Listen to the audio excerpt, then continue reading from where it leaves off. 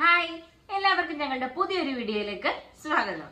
അപ്പൊ ഇന്ന് നമുക്ക് കുറച്ച് ചക്ക കിട്ടിയിട്ടുണ്ട്. അപ്പൊ ആ ചക്കയുടെ കൂഞ്ഞ് ഉപയോഗിച്ച് നമ്മൾ നല്ലൊരു ഇറച്ചി തോരൻ ഉണ്ടാക്കാൻ പോവാം. അപ്പൊ നമ്മൾ വീഡിയോയിലേക്ക് പോകുന്നതിന് മുമ്പ് നിങ്ങൾ ഈ കാണുന്നവർ ആരെങ്കിലും നമ്മുടെ ചാനൽ സബ്സ്ക്രൈബ് ചെയ്യാത്തവരുണ്ടെങ്കിൽ ഒന്ന് സബ്സ്ക്രൈബ് ചെയ്ത് സപ്പോർട്ട് ചെയ്തേക്കാം. അപ്പൊ നമുക്ക് വീഡിയോ സ്റ്റാർട്ട് ചെയ്യാം.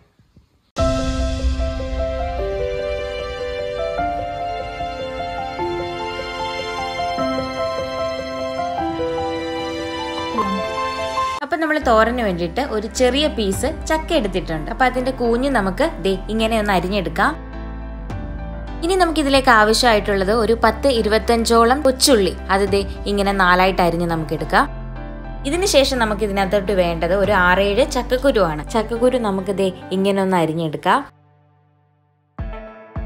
പിന്നെ 4-5 പച്ചമുളക് നീളത്തിൽ അരിഞ്ഞത്. ഇനി നമുക്ക് വേണ്ടത് അരമുറി തേങ്ങ തിരുമ്മി വെച്ചേക്കുന്നത്, പിന്നെ കറിവേപ്പിലയുമാണ്. പിന്നെ നമ്മളൊരു 2 പൂള് തേങ്ങയുടെ കുത്തും കൂടെ നമ്മൾ ഇതിനകത്തോട്ട് ചേർക്കുന്നുണ്ട് കേട്ടോ. കുറച്ചുകൂടെ രുചി കൂടാൻ വേണ്ടിയിട്ടാണ് നമ്മൾ അങ്ങനെ ചെയ്യുന്നത്. തേങ്ങാക്കുത്ത് നമ്മളിങ്ങനെ അരിഞ്ഞു വെച്ചിരിക്കുന്നത്. 6-7 വെളുത്തുള്ളി. ഇനി നമുക്ക് നമ്മുടെ കുക്കിംഗ് സ്റ്റാർട്ട് ചെയ്യാം. നമ്മൾ അരിഞ്ഞു വെച്ചിരിക്കുന്ന നമ്മുടെ ചക്കക്കുരുവും നമ്മുടെ കൂഞ്ഞും കൂടെ നമ്മൾ കുക്കറിലിട്ടൊന്ന് നമുക്ക് വേവിച്ചെടുക്കാം.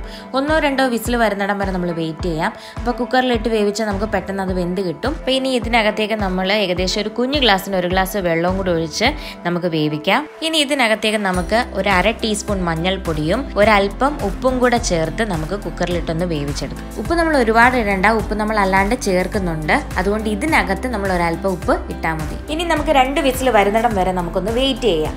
അങ്ങനെ നമ്മുടെ കുക്കർ വിസിൽ വന്നിട്ടുണ്ട്. നമുക്കിനി ഗ്യാസ് ഓഫ് ചെയ്യാം. ഇനി നമുക്കൊരു ചട്ടി അടുപ്പത്തേക്ക് വെക്കാം. അതിലേക്ക് വെളുത്തുള്ളി നമുക്ക് ഇട്ട് കൊടുക്കാം. വെളുത്തുള്ളി ഒന്ന് ചൂടാകാൻ വേണ്ടിയിട്ടാണ് നമ്മൾ ആദ്യം വെളുത്തുള്ളി ഇട്ട് കൊടുത്തത്. അത് നമ്മളൊരു സ്പൂൺ ഇട്ട് നമ്മൾ ഇങ്ങനെ ഇളക്കി കൊടുക്കണം. നമ്മുടെ വെളുത്തുള്ളി ചൂടാകുമ്പോഴത്തേനും നമുക്ക് 1 സ്പൂൺ മുളക് പൊടി ചേർക്കാം. ഇനി ഇതിലേക്ക് 1 ടീസ്പൂൺ മല്ലിപ്പൊടി ചേർക്കാം. 1 ടീസ്പൂൺ പെരുംജീരകപ്പൊടിയും കൂടെ നമ്മൾ ചേർത്ത് കൊടുക്കാം. എന്നിട്ട് ഇത് നന്നായിട്ട് നമുക്കിതൊന്ന് ചൂടാക്കാം. കൈ എടുക്കാതെ നമുക്കിത് നന്നായിട്ടൊന്ന് ഇളക്കി കൊടുക്കാം. അങ്ങനെ നമ്മുടെ പൊടി നന്നായിട്ട് ചൂടായിട്ടുണ്ട്. ഈ ഒരു കളറാവുമ്പോൾ നമുക്കത് നമ്മൾ തിരുമ്മി വെച്ചിട്ടുള്ള തേങ്ങയിലേക്ക് ഇട്ട് നന്നായിട്ടൊന്ന് ഇളക്കിയെടുക്കാം.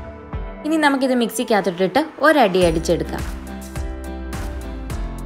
അങ്ങനെ നമ്മുടെ തേങ്ങ ചതച്ചെടുത്തിട്ടുണ്ട്. ഇനി ഈ ഒരു പരുവത്തിലെ തേങ്ങ അരയാൻ പാടുള്ളൂ. ഇനി നമുക്കൊരു ചട്ടി അടുപ്പത്തേക്ക് വെക്കാം. നമ്മുടെ ചട്ടി ചൂടായിട്ടുണ്ട്. നമുക്കിനി എണ്ണ ഒഴിച്ചു കൊടുക്കാം. എണ്ണ ചൂടാകുമ്പോൾ നമുക്കിതിലേക്ക് കടുക് ഇട്ട് കൊടുക്കാം. കടുക് പൊട്ടുന്ന പരുവാകുമ്പോൾ നമുക്ക് കുറച്ച് അരിയും കൂടെ അതിനകത്തോട്ട് ചേർത്ത് കൊടുക്കാം. ഇനി നമുക്ക് ഇതിനകത്തേക്ക് വറ്റൽമുളക് കൂടി ഇട്ട് കൊടുക്കാം. ഇനി നമുക്ക് കറിവേപ്പിലയും ഇട്ട് നമ്മുടെ തേങ്ങയും കൂടെ ചേർത്ത് നന്നായിട്ട് നമുക്കൊന്ന് ഇളക്കിയെടുക്കാം.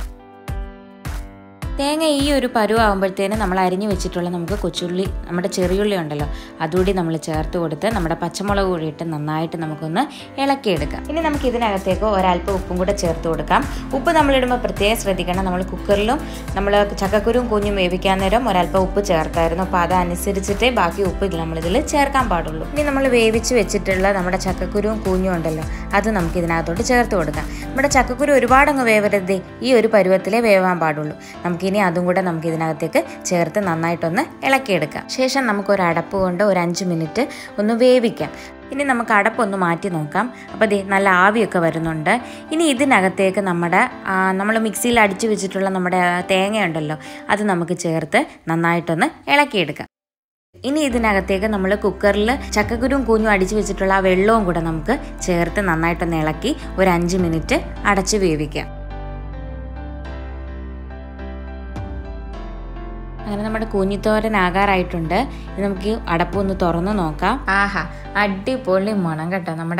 അപ്പോൾ നമ്മുടെ കൂഞ്ഞിത്തോരൻ ആയി വരുന്നുണ്ട്. നന്നായിട്ട് നമുക്കൊന്നുണ്ട് ഇങ്ങനെ ഒന്ന് ഇളക്കാം. അപ്പം നമ്മുടെ അടിപൊളി കൂഞ്ഞിത്തോരൻ ഇവിടെ റെഡി ആയിട്ടുണ്ട്. അപ്പോൾ നമ്മുടെ ഇന്നത്തെ വീഡിയോ നിങ്ങൾക്ക് എല്ലാവർക്കും ഇഷ്ടപ്പെട്ടെങ്കിൽ ലൈക്ക് ചെയ്യാനും ഷെയർ ചെയ്യാനും കമൻറ്റ് ചെയ്യാനും സബ്സ്ക്രൈബ് ചെയ്യാനും മറക്കരുത്. മറ്റൊരു വീഡിയോ ആയി വരുന്നിടം വരെ ടാറ്റാ.